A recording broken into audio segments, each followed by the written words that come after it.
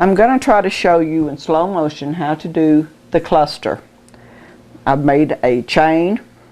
I'm going to do a treble cluster, which means you have two threads over your needle.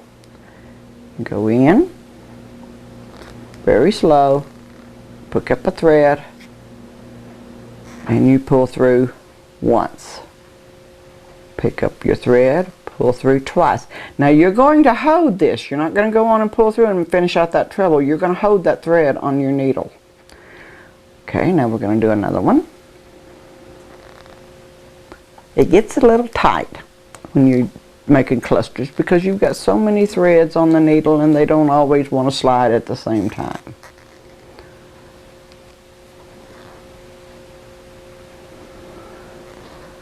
See, you're holding on to that other thread from that second one. I'm going to do one more and then I'll show you how many threads we have on the needle. Like I say, it does get tight.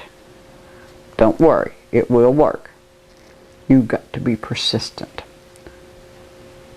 Pull through two.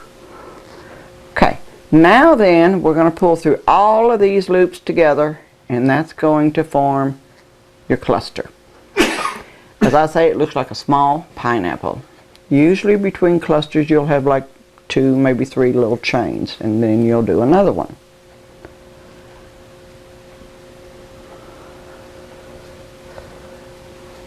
Okay, here we go. 1, 2. Try not to split your threads. Sometimes you can't help it, but try not to split your threads. It will make a difference in your pattern.